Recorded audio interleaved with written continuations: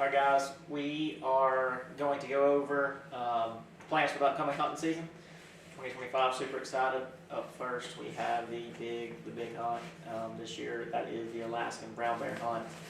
I've wanted to do it since I was a kid and finally get to this year. So October 1st, we're headed to the Alaskan Peninsula, Bushwhack Adventures, and I can't sleep over it. So super pumped. I'm going to go over my brown bear setup. A lot of people's been asking what that's going to look like, and so I'm going to go over that today. But first I'm going to lay out kind of the rest of the year. After we get back from the brown bear hunt, we are going to hunt the local here for a little bit to the end of October. And then we are heading to Ohio, pumped for that. And then Illinois after that.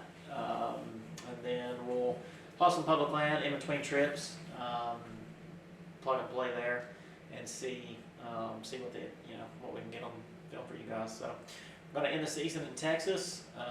Killed a 155-inch 8-pointer up there, first year in Texas last year, and it was a blast. My buddy's got a special place up there, so can't wait to get back up there and see him.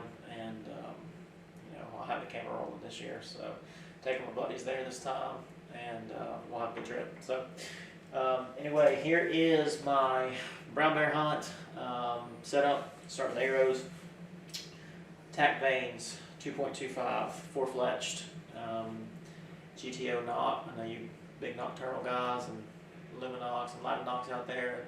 I like them too, but I just really love how this GTO knot fits my string, the arrow flight. I shoot them on my tournament setup, and so it just really works for me. So Pierce Tor 250 spine, LRP system.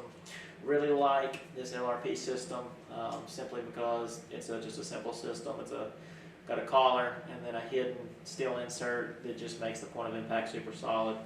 I just hot mount this on, and then this is their practice tip, and I really like that too, because as you go up in grains, this is 140 grains, so as you go up in grains, obviously trying to get a little heavier broadhead for the brown bear, it's really hard to find a practice tip that flies like your broadhead. So kudos to LRP and Swacker. I know Levi came out with this.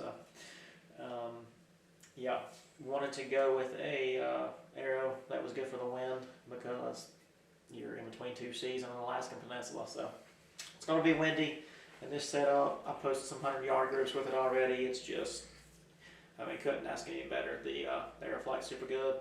So that's that.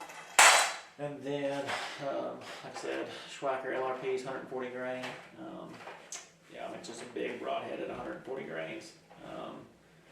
Just a big broadhead, but they fly super good. They're super accurate, and I've used them for the last couple of years on whitetails. Killed an elk with them last year, and I had no trouble. So main show here, Matthews new Lift X.